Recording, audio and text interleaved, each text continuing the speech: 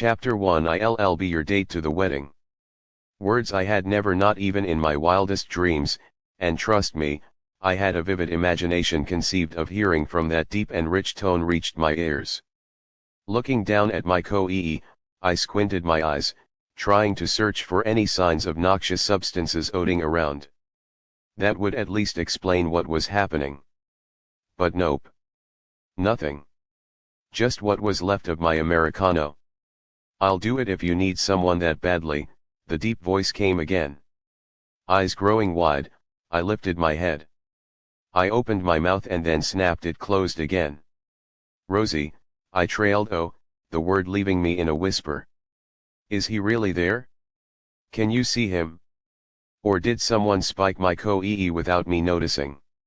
Rosie, my best friend and colleague in Intech, the New York City-based engineering consulting company, where we had met and worked, slowly nodded her head. I watched her dark curls bounce with the motion, an expression of disbelief marring her otherwise soft features. She lowered her voice. "Nope.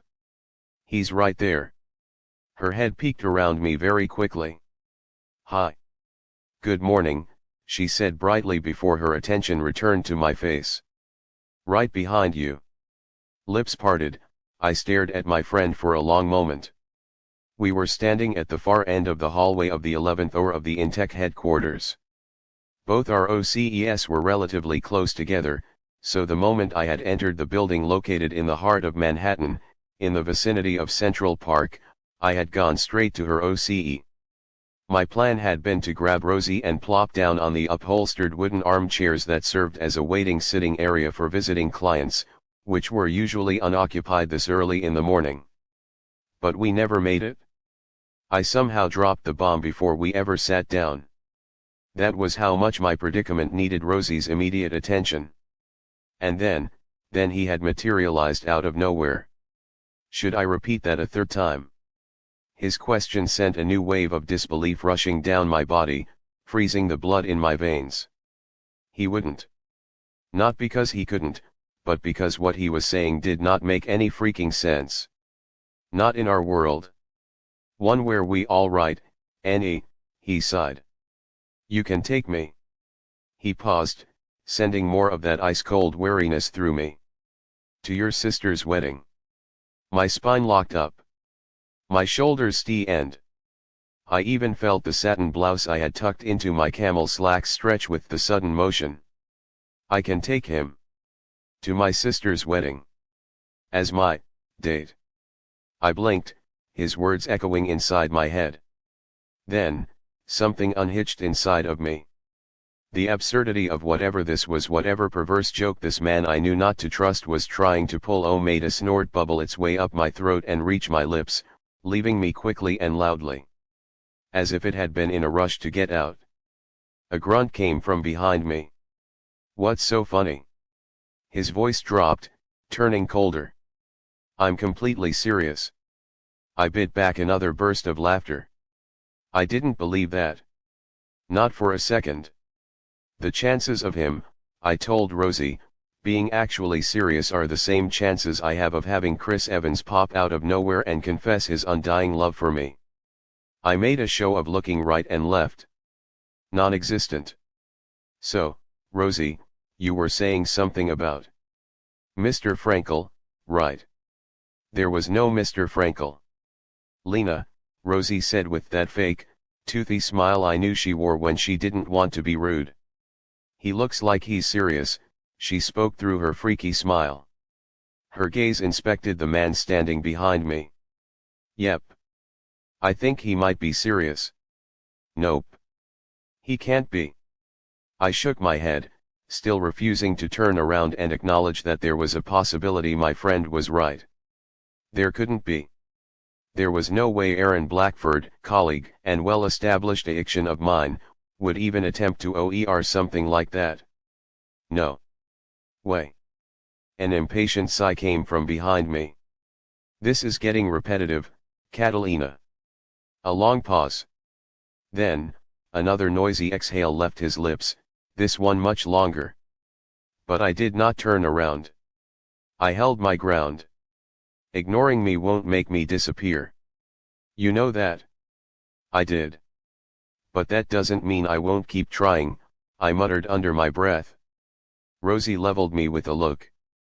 Then, she peeked around me again, keeping that toothy grin in place. Sorry about that, Aaron. We are not ignoring you. Her grin strained. We are, debating something. We are ignoring him though. You don't need to spare his feelings. He doesn't have any. Thanks, Rosie, Aaron told my friend, some of the usual coldness leaving his voice. Not that he'd be nice to anybody. Nice wasn't something Aaron did. I didn't even think he was able to pull off friendly. But he had always been less grim when it came to Rosie. A treatment that had never been for me. Do you think you can tell Catalina to turn around? I'd appreciate talking to her face and not to the back of her head. His tone dropped back to -0 degrees. That is, of course, if this is not one of her jokes that I never seem to understand, much less ND funny. Heat rushed up my body, reaching my face. Sure, Rosie complied. I think I can do that. My friend's gaze bounced from that point behind me to my face, her eyebrows raised. Lena, so, Aaron would like you to turn around if this is not one of those jokes that thanks, Rosie. I got that, I gritted out between my teeth. Feeling my cheeks burn, I refused to face him. That would mean letting him win whatever game he was playing. Plus, he had just called me unfunny. Him. If you could, tell Aaron that I don't think one can laugh at, or much less understand, jokes when one lacks a sense of humor, please. That would be great. Thanks. Rosie scratched the side of her head, looking pleadingly at me. Don't make me do this, she seemed to ask me with her eyes. I widened mine at her, ignoring her plea and begging her to go along. She released a breath and then looked around me one more time. Aaron, she said, her fake grin getting bigger, Lena thinks that I heard her, Rosie. Thank you. I was so attuned to him to this that I noticed the slight change in his tone that signaled the switch to the voice he only used with me. The one that was just as dry and cold but that would now come with an extra layer of disdain and distance. The one that would soon lead to a scowl. I didn't even need to turn and take a look at him to know that. It was somehow always there when it came to me and to this thing between us. I'm pretty sure my words are reaching Catalina down there just any, but if you could tell her that I have work to do and I cannot entertain this much longer, I would appreciate it. Down there? Stupidly large man. My size was average. Average for a Spaniard, sure. But average nonetheless. I was foot 3 almost 4, thank you very much. Rosie's green eyes were back on me. So, Aaron has work, and he would appreciate if I stopped myself when I heard the words sounding high-pitched and squeaky. I cleared my throat and tried again. If he is so busy, then please tell him to feel free to spare me. He can go back to his OCE and resume whatever workaholic activities he had shockingly paused to stick his nose in something that does not concern him.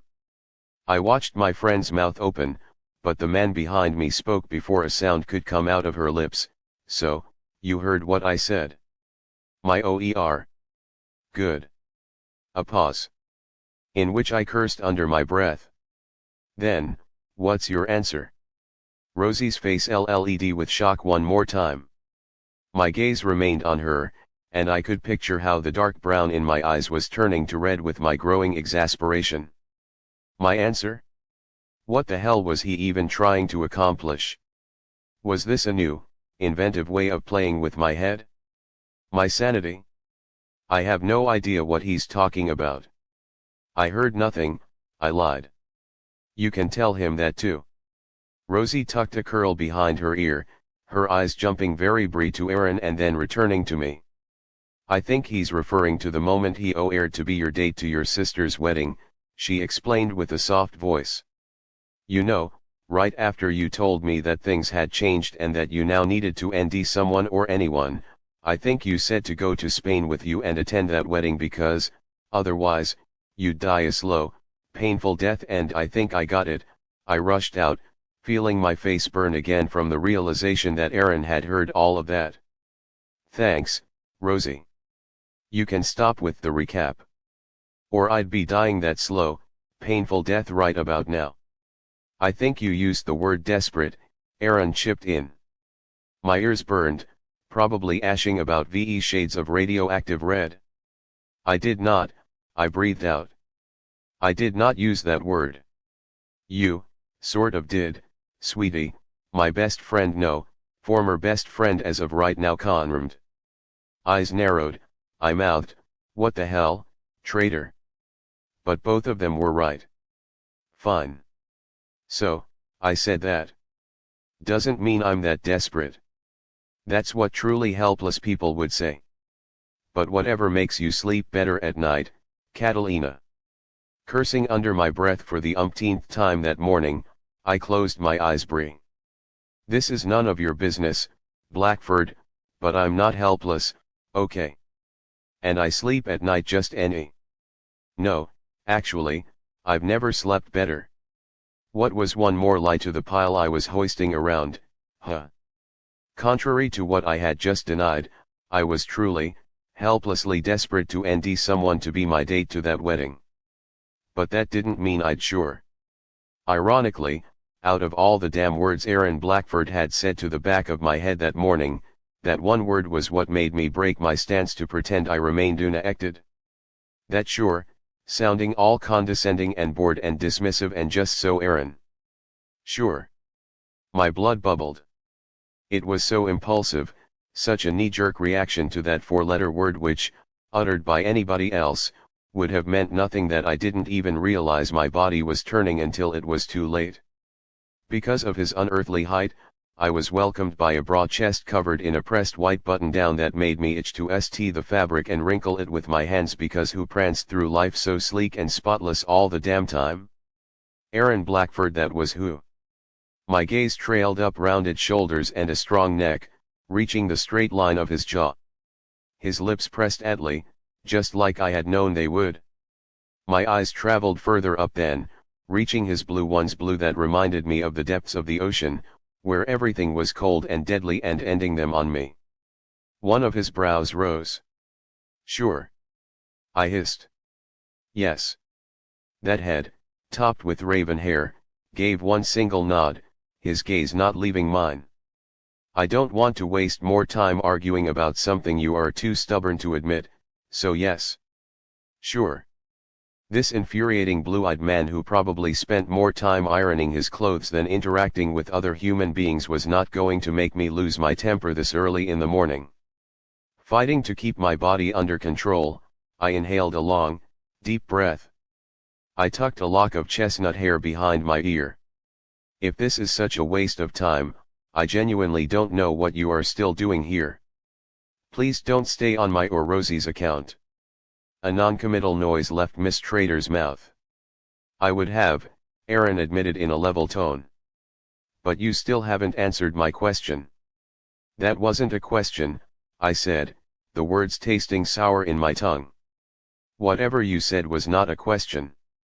But that's not important because I don't need you, thank you very much.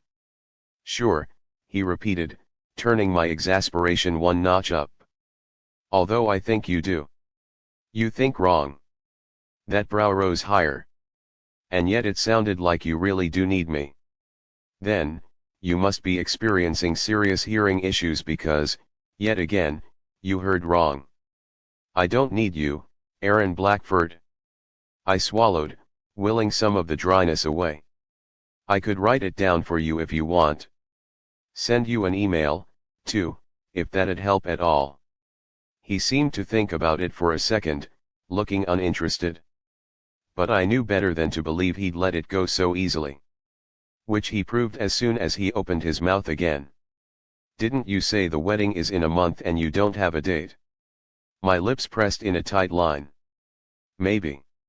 I can't recall exactly. I had said that. Word for word. Didn't Rosie suggest that if you perhaps sat in the back and tried not to draw any attention to yourself, nobody would notice you were attending on your own? My friend's head popped into my field of vision. I did. I also suggested to wear a dull color and not the stunning red dress that Rosie, I interrupted her. Not really helping here. Aaron's eyes didn't waver when he resumed his walk down memory lane. Didn't you follow that by reminding Rosie that you were the mother freaking your word maid of honor and therefore everybody and their mother your words again would notice you anyway? She did, I heard Miss Trader Conream. My head whirled in her direction. What? She shrugged, signing her death sentence. You did, honey. I needed new friends. ASAP. She did, Aaron corroborated, drawing my gaze and attention back to him. And did you not say that your ex-boyfriend is the best man and thinking of standing in the vicinity of him, alone and lame and pathetically single? Those were your words again, made you want to tear your own skin. I had said that. But I hadn't thought Aaron was listening, otherwise, I would have never admitted it out loud. But he had been right there, apparently. He knew now. He had heard me openly admit that and had just thrown it at my face. And as much as I told myself I didn't care that I shouldn't care, the pang of hurt was there all the same. It made me feel all the more alone, lame, and pathetic. Swallowing the lump in my throat, I averted my eyes, letting them rest somewhere close to his Adam's apple. I didn't want to see whatever was in his face. Mockery. Pity. I didn't care. I could spare the knowledge of one more person thinking of me that way. His throat was the one that worked then. I knew because it was the only part of him I allowed myself to look at. You are desperate. I exhaled, the air leaving my lips forcefully. One nod, that was all I gave him. And I didn't even understand why I had done it. This wasn't me. I usually fought back until I was the one who drew blood, RST. Because that was what we did. We didn't spare each other's feelings. This wasn't new. Then, take me. I will be your date to the wedding, Catalina. My gaze drew up very slowly, a strange mix of weariness and embarrassment washing over me. Him witnessing all this was bad enough, but him somehow trying to use it to his advantage. To get the better of me? Unless he wasn't. Unless perhaps there was an explanation, a reason, as to why he was doing this. Oh, airing himself to be my date. Studying his face, I pondered all these options and possible motivations, not coming to any kind of reasonable conclusion. Not ending any possible answer that would help me understand why or what he was trying to accomplish. Only the truth. The reality. We weren't friends. We barely tolerated each other, Aaron Blackford and I. We were spiteful to each other, pointed out each other's mistakes, criticized how dearantly we worked, thought, and lived. We condemned our deerrances. At some point in the past, I would have thrown darts at a poster of his face. And I was pretty sure he would have done the same because I wasn't the only one driving along Hate Boulevard. It was a two-way road. Not only that, but it had actually been him, the one causing our fallout. I hadn't started this feud between us. So, why? Why was he pretending to owe me help, and why would I humor him by even considering it? I might be desperate to end a date, but I'm not that desperate, I repeated. Just like I said. His sigh was tired. Impatient. Infuriating. I'll let you think about it. You know you have no other options. Nothing to think about. I cut my hand through the air between us. Then, I smiled my version of Rosie's fake, toothy grin. I'd take a chimpanzee dressed in a tuxedo before taking you. His eyebrows rose, amusement barely entering his eyes. Now, come on, we both know you wouldn't. While there are chimpanzees that would rise up to the occasion, it will be your ex standing there. Your family. You said you need to make an impression, and I will accomplish exactly that. He tilted his head. I'm your best option. I snorted, clapping my hands once. Smug blue-eyed pain in my ass. You are my best nothing, Blackford. And I have plenty of other options, I countered, shrugging a shoulder. I'll ND someone on Tinder. Maybe put out an ad in the New York Times. I can ND someone. In only a few weeks? Highly unlikely. Rosie has friends. I'll take one of them. That had been my plan all along. It was the reason why I had grabbed Rosie so early in the day. Rookie mistake on my part, I realized. I should have waited to get work and gotten Rosie to a safe, errand-free place to talk. But after yesterday's call with Mama, yeah, things had changed. My situation had definitely changed. I needed someone, and I couldn't stress enough that anyone would do. Anyone who wasn't Aaron, of course. Rosie had been born and raised in the city. There had to be someone she knew. Right, Rosie. One of your friends must be available. My friend's head popped in again. Maybe Marty? He loves weddings. I shot a quick glance at her. Wasn't Marty the one who got drunk at your cousin's wedding, stole the mic from the band, and sang "My Heart Will Go On" until your brother had to drag him off the stage? That would be him. She winced. Yeah, no. I couldn't have that at my sister's wedding. She'd rip his heart out of his chest and serve it as dessert. What about Ryan? Happily engaged. A sigh left my lips. Not surprised. Ryan is a total catch. I know. That's why I tried so many times to get you two together, but I cleared my throat loudly, interrupting her. We aren't discussing why I am single. I quickly glanced back at Aaron. His eyes were on me, narrowed. How about Terry? Moved to Chicago. Damn it. I shook my head, closing my eyes for an instant. This was useless. Then, I'll hire an actor. Pay him to act as my date. That's probably expensive, Aaron said atly. And actors aren't exactly lying around, waiting for single people to hire and parade them as their plus ones. I pinned him with an exasperated look. I'll get a professional escort. His lips pressed in that tight, almost hermetic way they did when he was extremely irritated. You'd take a male prostitute to your sister's wedding before taking me? I said, an escort, Blackford. Por Dios, I muttered, watching his eyebrows bunch and turn into the scowl. I'm not looking for that kind of service. I just need a companion. That's all they do. They escort you to events. That's not what they do, Catalina. His voice was deep and icy, covering me in his frosty judgment. Haven't you watched any romantic comedies ever? I watched the scowl deepen. Not even The Wedding Date. No answer, just more of that arctic staring. Do you even watch movies? Or do you just work? There was a possibility that he didn't even own a television. His expression didn't change. God, I don't have time for this. For him. You know what? Not important. I don't care. I threw my hands up and then clasped them together. Thank you for this. Whatever it was. Great input. But I don't need you. I think you do. I blinked at him. I think you are annoying.